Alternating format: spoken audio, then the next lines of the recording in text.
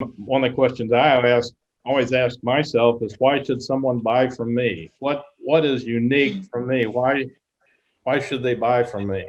So, if you've got your own small business, that's something you should be asking yourself.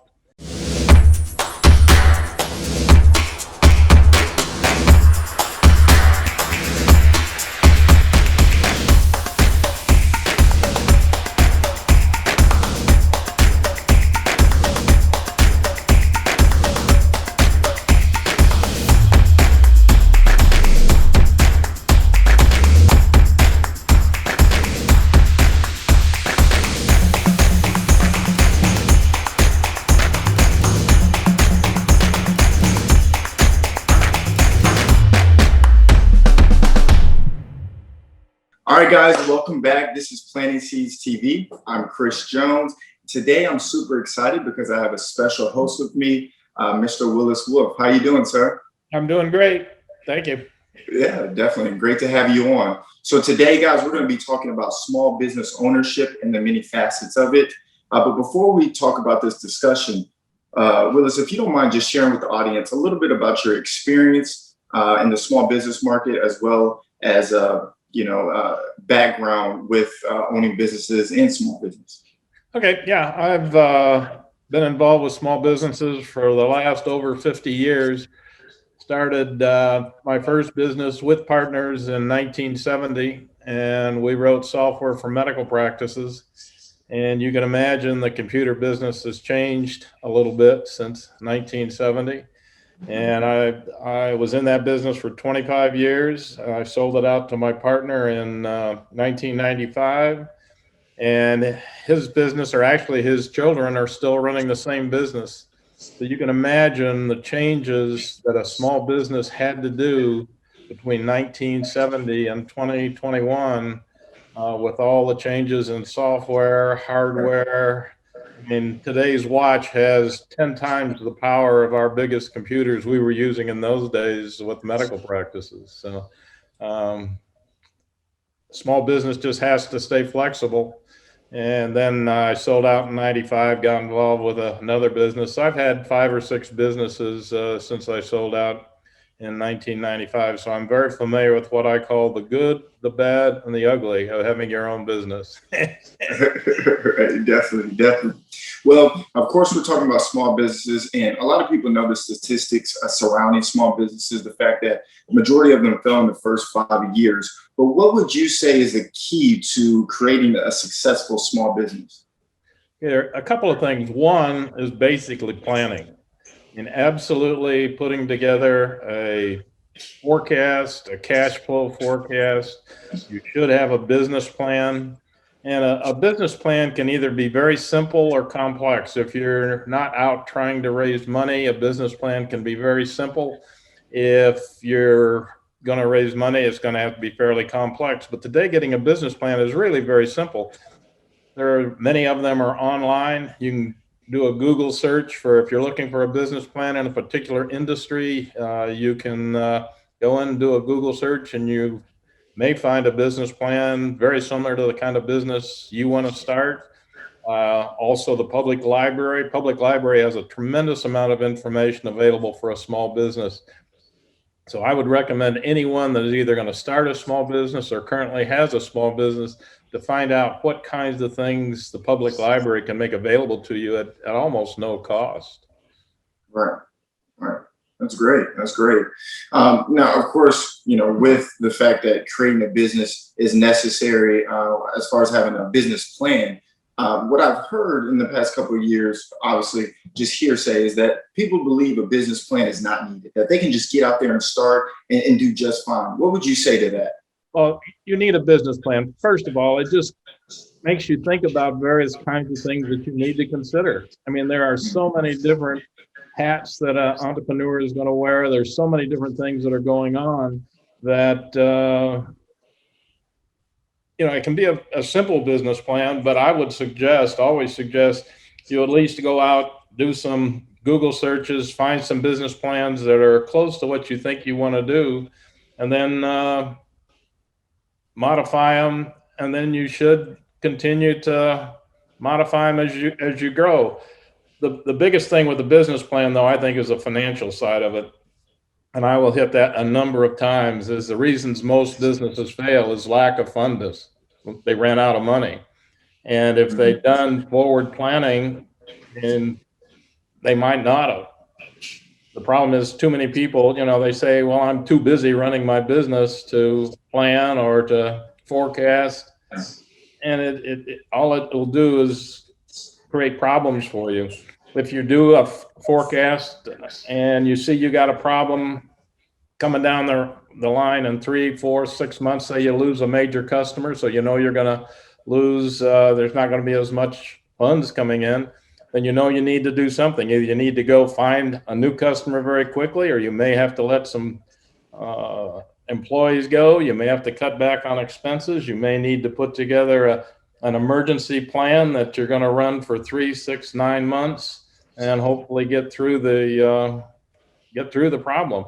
I mean, this last year, this virus thing has been a huge hit for small businesses, and a lot of them will fail. Some of them through no fault of their own, simply because of what I call the ugly happened. And Yeah. it makes it very difficult for a small business. Other ones will put together a kind of an emergency plan, cut back on where they're spending money, various kinds of things they can do, try to survive to get through till the businesses start coming back, and then they'll go back to running their business normally. Right. You said a wealth of information right there. But one of the things I know is some people could say, I don't know about finances. I'm not very well versed in that. What would you say to an entrepreneur that's looking to get started? What are the characteristics that they need to get started and be prepared to create a small business? Okay, well, one of the big things, they need to be optimistic. They need to think that they can solve problems. I've always been in a small business, I tell you, since I was 24 years old. My brother for a while got into it, and he did not have an optimistic outlook. All he could see were the kind of problems that might come up. In most cases, they never did, but it was very difficult for him to be involved with a small business. And one thing with a small business, I mean, everything that's going on. I mean, you can't walk away at 5 o'clock or 6 o'clock or spend a weekend. I mean, if it's your small business, you're thinking about it almost 7 days a week, 24 hours a day. Right. Yeah. Yeah, it is. It is literally like your baby. Definitely. And you touched on something important as well. You said the hats that a business owner has to wear. Please describe that, because, of course, I definitely understand what that is like when we're talking on the phone regularly. But for somebody out there wondering who wants to get started, what are the hats that a business owner would wear? Well, I mean, you're wearing all hats. I mean, you've got to take care of finances. If you've got employees, you're going to have to hire employees. You're going to have to manage employees. You're going to help solve employee problems. You're going to have to know who your competition is, what's going on there. How are you going to market your product? How are you going to get people to know what kind of service, what you're offering? I mean, one of the questions I always ask myself is, why should someone buy from me? What is unique from me? Why should they buy from me? So, if you've got your own small business, that's something you should be asking yourself all the time. One of the other key things is basically network. You can't know it all. You've got too many hats. So there are going to be situations in which you may have to spend some money. You may have to have some legal consultation. You may have to have some accounting consultation. So, I mean, those are the kinds of things you need to project when you're trying to put together a business plan, to be sure you've got the initial funds to make it successful. So you put together a forecast. Your forecast normally you would do it on a monthly basis. So for the next 12 to 18 months, you lay out what your startup expenses are, what it's going to cost you to start your business. And then every month you're going to have various kinds of expenses. So you need to know what those kinds of expenses are, and you need to list them out. And month by month you proceed out. Then as you progress, you're either meeting your plan or not meeting your plan. If you're meeting it or doing better, that's great. If you're not, then you need to know you need to do something. You don't want to wait until all of a sudden you wake up one morning and you have no cash in the bank and you owe all kinds of money. Right. It's too late to do anything by that point. That's why you need to, I say planning and forecasting is the most critical thing a small business can do. Now, there are things that you can do. Normally people often say, well, I've never been in this business. I don't know how to set up a forecast. Well, there are a couple of ways to go about that. One of the ways is contact other people that are in the same business or in the same industry. Contact people that are outside of your area that you won't be competing with, and just see if you can have some kind of a discussion with them. Tell them you want to start this business, and see if they'll give you some pointers. I mean, one of the big advantages of having a franchise, if you buy a franchise, is that they will tell you other people that have the franchise, and you can talk with them. You can see what kind of cash, what it took for their business to run and how they were doing. So you can do the same thing. You just have to call other people that are in the same industry, and and it may take a number of calls. One of the things I've had people tell me, well, I really want to start my own business, but I'm kind of shy. I'm kind of afraid to talk to people. So that won't work. You need to call people. You need to talk to people. You need to ask them questions. You need to ask them to help you out. And big percentage people may say no, but you don't take it personal. You just keep at it. One of the biggest things is networking. Get yourself a group of people that you can contact and work with. Some cases, you may have to pay them something. In other cases, they may be able to just like to help you out. Right. Other thing that often people say, well, I want to start a business, but I don't have much money. I really don't quite know what to do. And one of the ways you can do is go out and find a small business that you might like. Talk to the owner, see if you can put together some kind of a plan, work for them for a year or 2 years or something like that. One of the biggest problems with a small business is if you want to sell it, if you want to retire, if you want to do something else, is finding someone else that'll buy that business.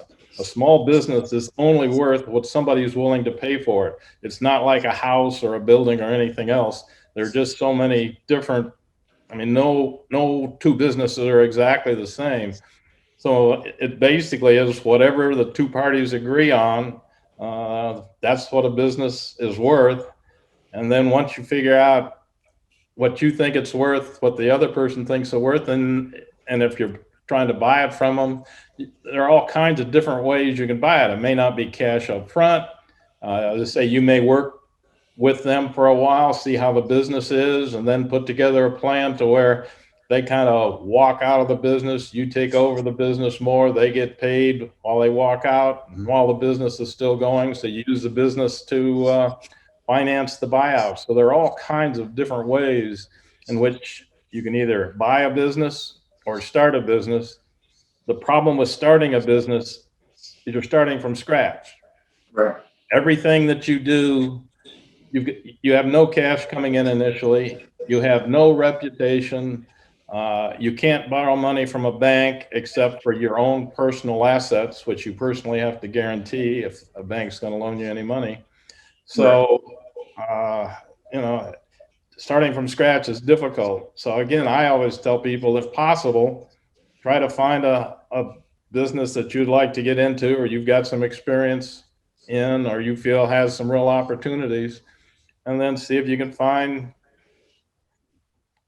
some way that you might be able to become an owner that way. Because then the other big advantage you've got is you can see a history of the business. The person that owns that business, I mean, he's got tax records. He should have various kinds of records that you can look at to see. That's how you determine what a business is worth. But let me ask you, Yeah. and let me ask you this, because you touched on a lot of information there, and that was really helpful, because somebody that is starting a business or wants to buy a business, sometimes, the majority of the time, right, they want to go into this venture maybe alone.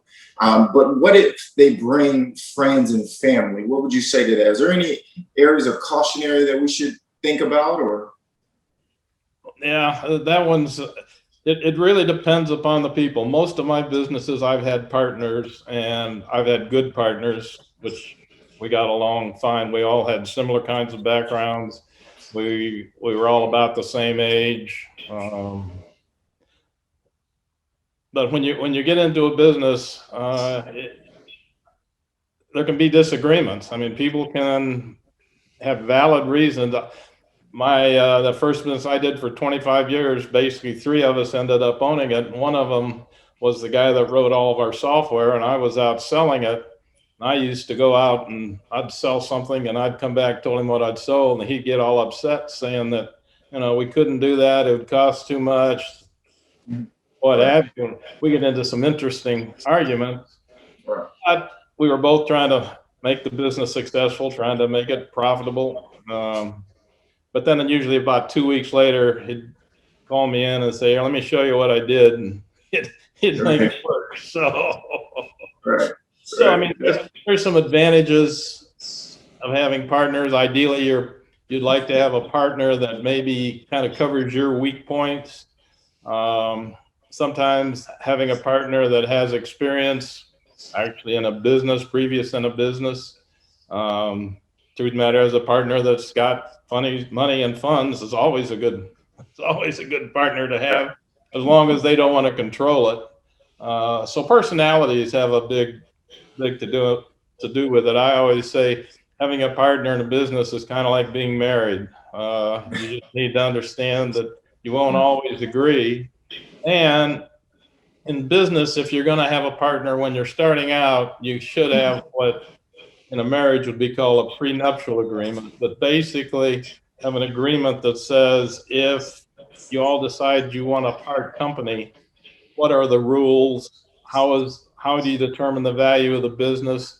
When the value is determined, how is it going to be paid off? Over how many years? Maybe even a low interest rate. So you try to put some of those plans together before you have problems. Normally, most business problems are created after business is successful.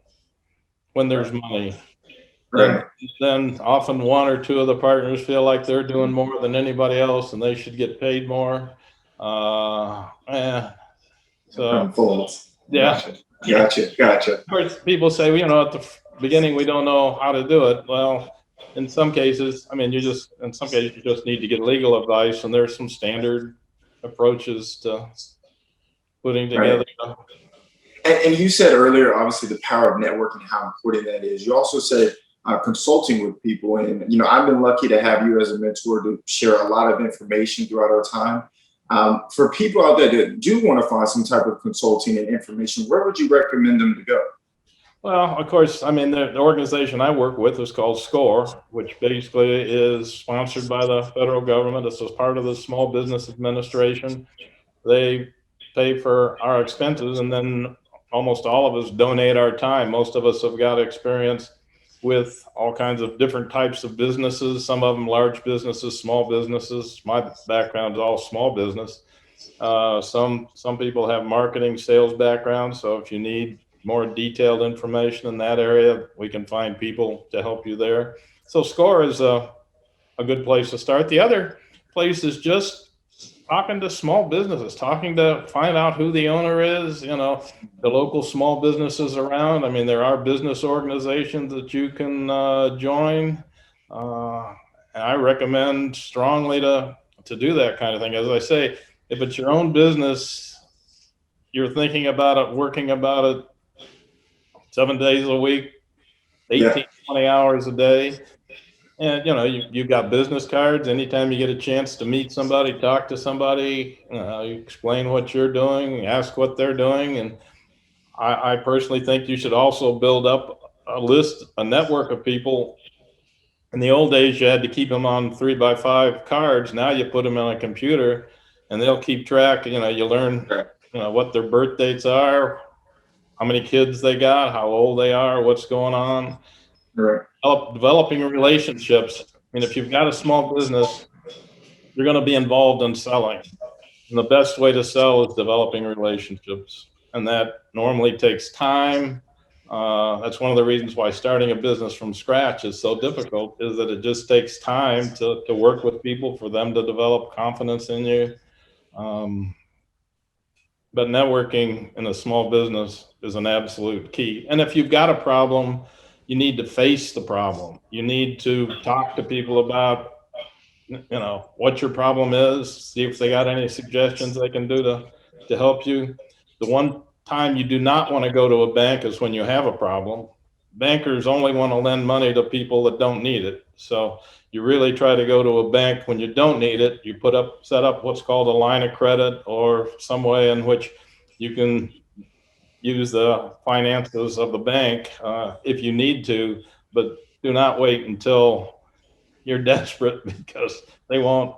They won't. But again, there are people around, your neighbors. If you've got kids in school, and you're involved with the parent organizations and with other parents, I mean, you should be just talking all the time. I mean, now you shouldn't talk all the time. You need to listen a fair amount too, but at least try to develop relationships. And then when you develop them, try to maintain them over an extended period of time. I mean, you don't want to be fake, what have you. I mean, but people are interesting, so you.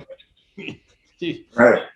Makes sense. And you stated, the problems that you could come across, right? At least having people available if you do ever have those problems, right? But owning a business, problems will occur. That's just the nature of the game. What key professionals should you have at your disposal if you do come across some type of problems?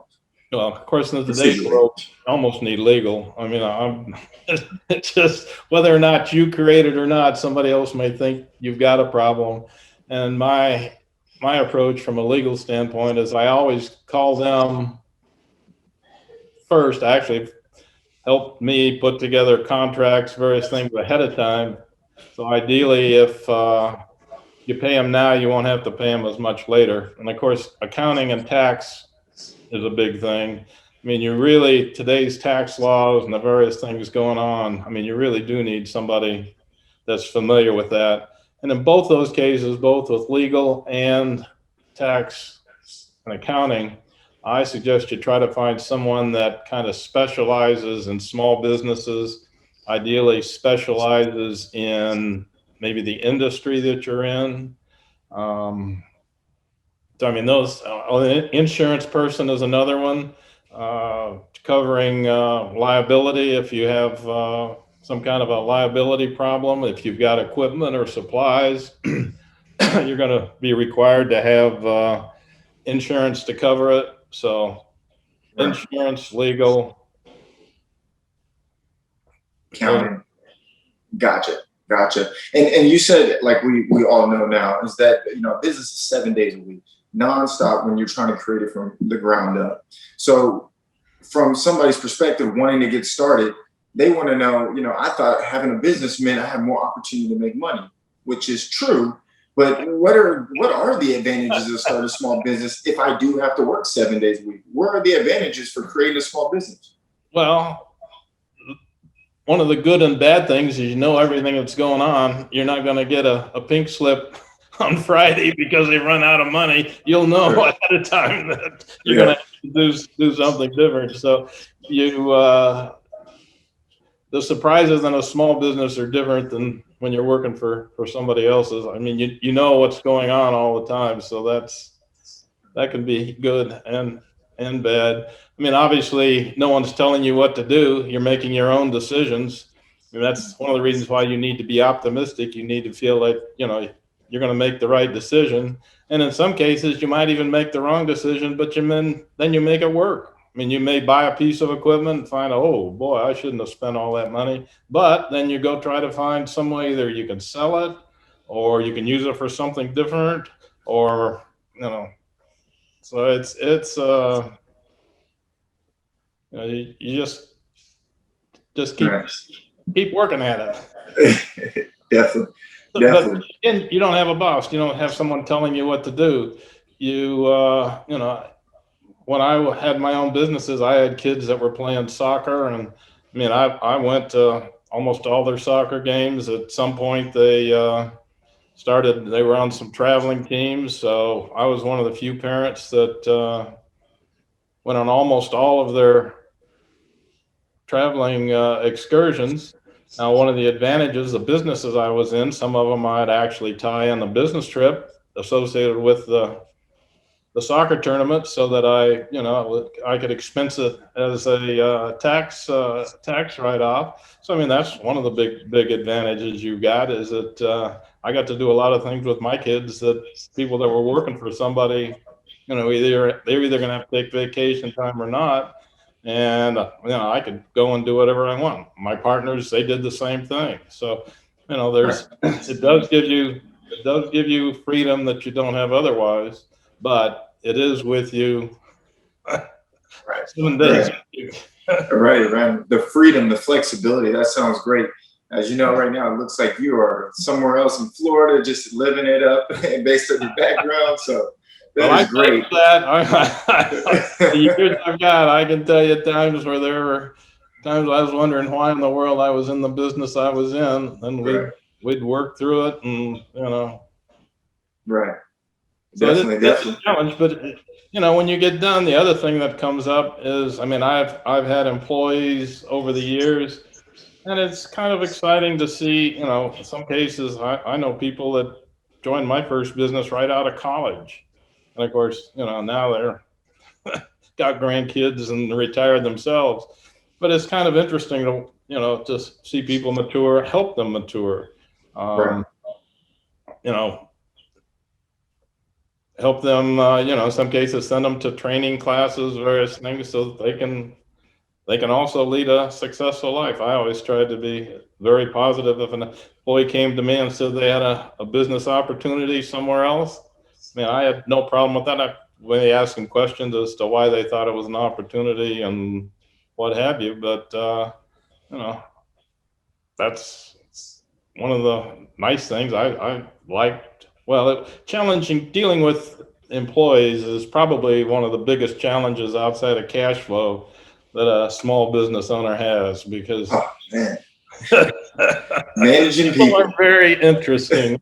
They will do Very. things that you would never believe a person would do. So, That is very, man, that is the truest thing I've ever heard. And you stated earlier about the taxes. You know, you went on a soccer trip with your child. Uh, what's the importance of the tax laws for people that don't know about owning a small business? Why is that so important? well, I mean, basically anything associated with the business, you can take it as a business tax deduction. Now you've got to document it. I mean, you as long as you've got a valid reason for doing it and you document it well, uh, in most cases, you should have very few problems. As long as you document it well and there's an obvious reason for doing it, I doubt very much you'll have any problems with it. That's another reason why you should have professional tax advice. So, you know, they'll tell you whether or not something is you can do, should do, or if you do, will be a red flag, and then you make the decision as to what you think. Right. I always taxes. The federal government is one agency you do not want on your back. So, Yeah. and Don't want to play about taxes. that's why you get professional advice to try not to have that Yeah. particular problem. Very true. Yeah, you don't want to mess with the IRS. So You um, can. now, obviously, we talked about, we've been talking about freedom, flexibility. There have been numerous people, friends, or acquaintances that I know of that do want to get into the small business industry, or they're currently in it, but they're also working in a corporate setting. What are the benefits, would you say, if you're in owning a small business and doing that full time versus working for somebody else in a corporate setting? Are there any benefits? I mean, the biggest benefit is you're just making your own decisions. You're not depending on what someone else just telling you.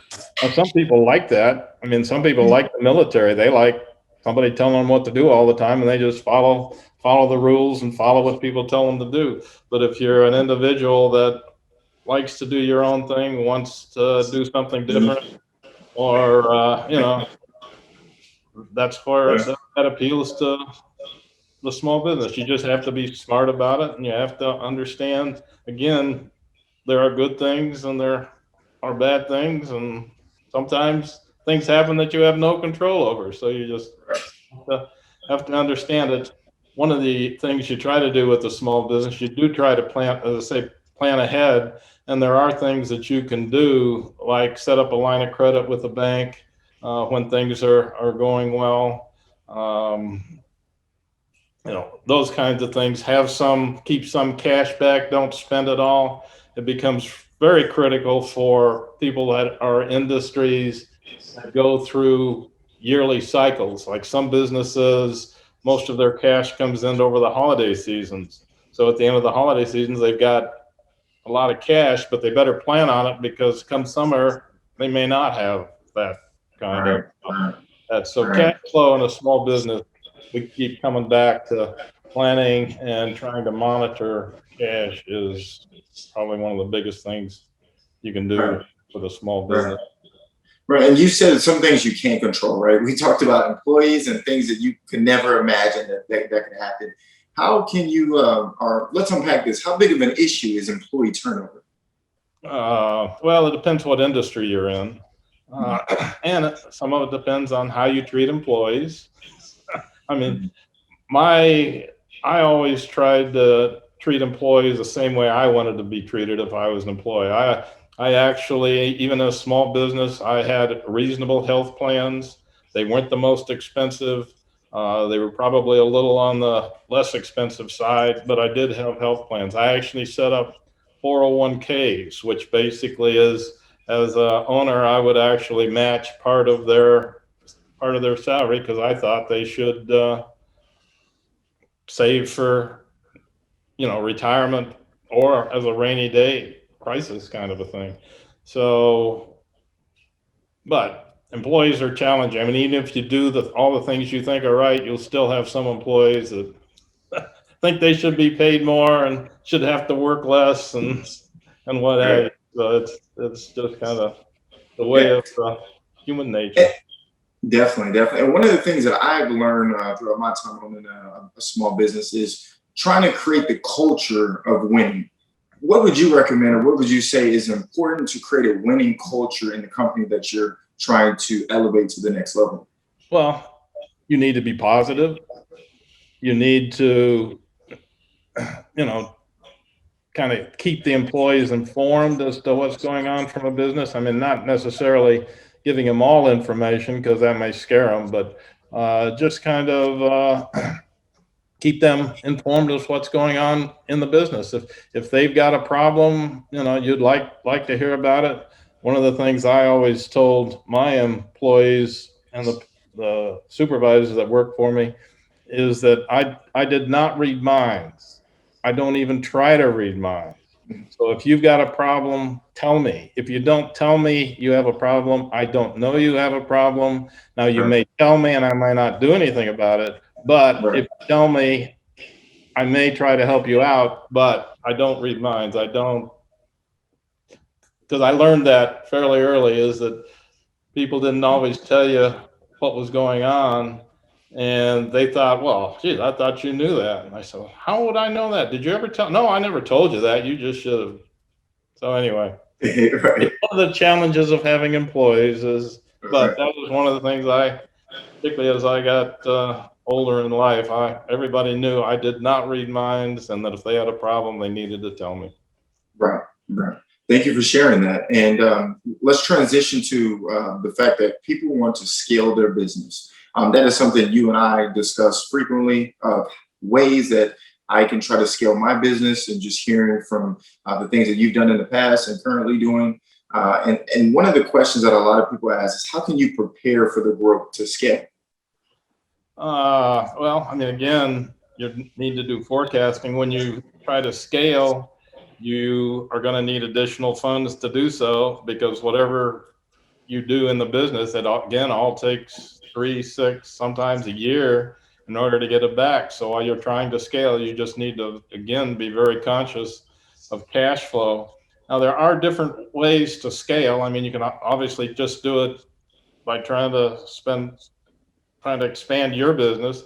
Other way to do it is go out and find someone else that's in the same industry. Maybe they're looking to retire, or maybe get out of that business, maybe actually put together some kind of plan to pick up that business or merge that business, or, there are just various kinds of ways to increase the business side without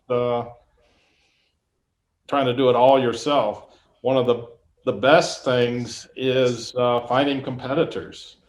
I mean, people talk about competition. I mean, competition can be a very good thing in some ways. If you ever want to buy a business, uh, if you can find a local competitor that's interested in selling, and you all can agree on a price and it's reasonable, and you can see what his business is, and you're going to pick up his clients, his customers, maybe some good employees, that's a good way to expand your Right. business. On the other hand, if you ever want to sell your business, again, as I said before, a business is worth what someone will pay for it. And a business is worth more to a competitor than probably anybody else. So if you really want to sell your business, you really ought to be talking to some of your competitors, because they're already in the industry. They already have clients. They already have employees. So what you're basically selling them is hopefully good employees, good customers, uh, and they don't have to duplicate everything that you've duplicated. So, as I say, if you have a business and you want to sell it, probably the people you'll get paid more by a competitor than you probably would anybody else. Yeah, definitely. And I think one of the best books I read about scaling was the E-Myth Revisited. Oh yes, And absolutely. Yes, yes. right, right. And it always stuck with me about, working on the business, not in the business. And Right. that's a book I share with friends, and I honestly read at least one time a year to just remind myself of how can you scale the business, not get your hands dirty in the business, because you'll Right. never be able to scale if you keep doing that. Would you recommend, somebody that is scaling to export their areas of weakness? Say maybe social media or marketing is not my thing. Should I export that to be able to scale or grow, or should I continue to keep it in house? No, I would say in a lot of cases, at least start exporting it. It's probably a less expensive way to go than to hire somebody. The biggest problem with hiring people, in my experience, is that in some cases you may have to hire 2 to 3 people before you get one that really Sticks. will stick. Yes, Yeah. that's exactly right. So you can Yeah. go out and, if you can find another small business that you can put a deal together with. I mean, it's to their advantage because they're making some money, and you're kind of improving their reputation. So getting outside help, I would say, in a lot of cases, particularly initially, is a excellent way to go. Definitely. And Definitely. and you Definitely. can't know everything. I mean, there are so many things going on today that it's impossible to stay up with it. So what you'd like to do is have a group of experts you can call on, or people that understand whatever industry they're in better than you do, to help you out. Other thing I might say too is that if you're in an industry that has a industry group, um, oftentimes you can join that, and there can be some real advantages to you. Sometimes it costs a few dollars. I had a medical transcription business for a while, basically where doctors would dictate, and we had a computer system that they could dictate into. Then we had transcriptionists that would transcribe.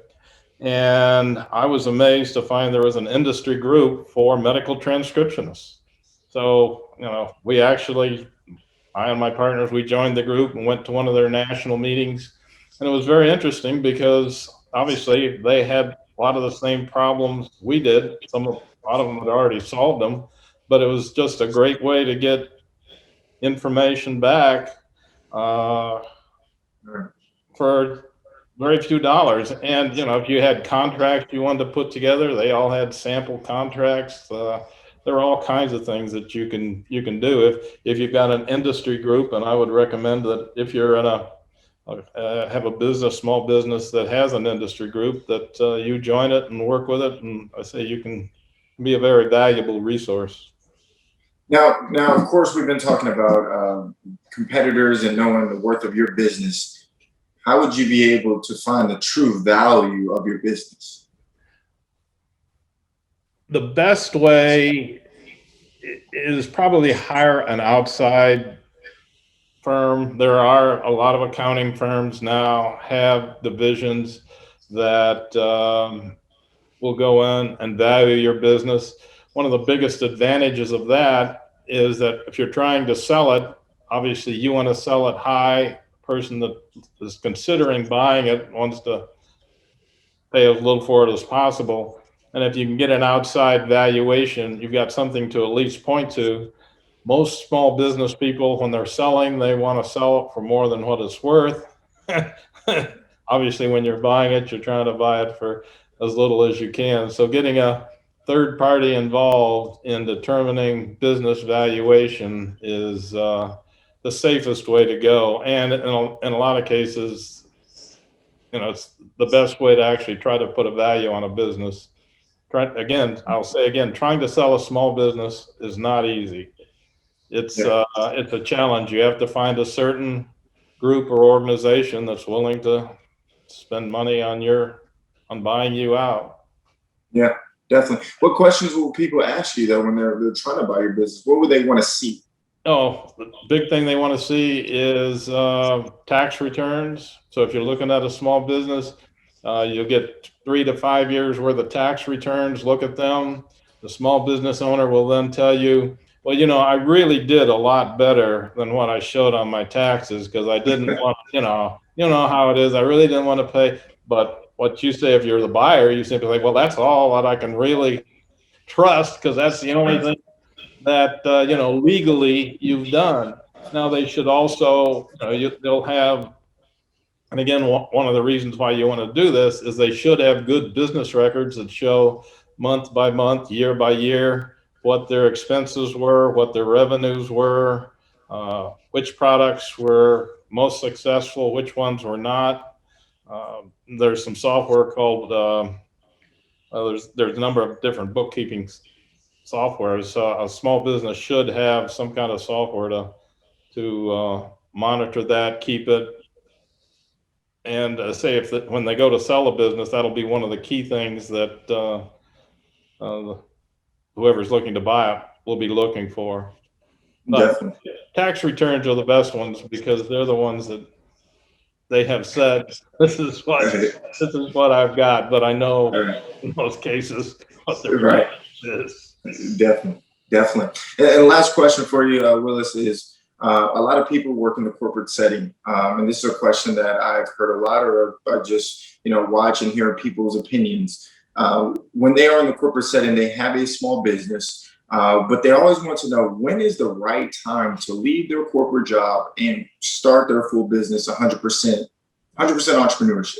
When is the right time? What are you looking for before you make that jump? Is there ever a right time? Oh yeah, you got enough money coming in that you can live on it, and you can project it for 6 to 12 months. I mean, that's the safest way to do it. I mean, and of course, your wife's going to be on your back if you can't show her what's. That's why I'm not married yet, Willis. I'm not married yet. You don't have to prove it to anybody else, but most of us, we get into that. That's what she said. Right. How are you gonna, how are we gonna pay these bills? So, so it's basically you need to build a business to a point to where you feel confident enough that you can proceed on. Now, on the other hand, I mean, even if you fail, you've learned something. There are a lot of very successful small business people that have gone through 1 or 2 failures. I didn't. I was lucky. I mean, something ugly happens. There were some times we had some close calls. We were always able to work it out. But, again, that's one of the reasons why I always suggest you plan. If you see you got a problem coming and you don't think you can fix it, I mean, you may have to shut the business down, go back to work for somebody, save up for another 2, 3, 4 years. You've got the business experience, and then look around and see what you can do. So failure is not the end of the world. It's just another learning experience, and try to not make it as big a disaster as you can. But I mean, you've learned something, so you go back out, work for somebody for a while, and put together another plan and try it again. As I say, there are a lot of very successful business people that have been through 1 or 2 failures. Hopefully, if you have a second failure, you didn't do the same stupid thing you did the first time. But you, you, you try to learn from your mistakes. You'll make enough of them without repeating it. So, Right. Definitely. Well, thank you again, Willis, for sharing your information, your knowledge. I know people out there listening definitely can use this and apply it, whether they want to create a business or they already currently have a business or they want to sell their business. I'm sure this information will be of value to them. If they want to go to SCORE and get some more mentorship, how can they reach you or reach out to that website to get more information? Yeah, the website is austin.score, SCORE.org. It's .org because it is a nonprofit type of organization. And, I would encourage you to do so. We've got a lot of people that would like to help you. The SCORE, even SCORE.org is the national website. And there are a lot of information there on small businesses.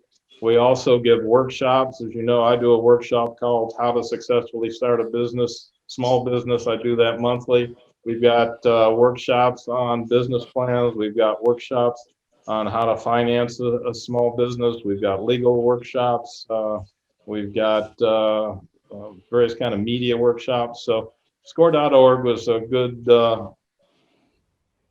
is a good place. And as I say, there are other organizations that also will help you out. So there is help out there, much more today than there was when I started in 1970, I promise you. Definitely. Well, thank you again for jumping on this episode, guys. We will see you next week for another episode. Until then, we'll see you.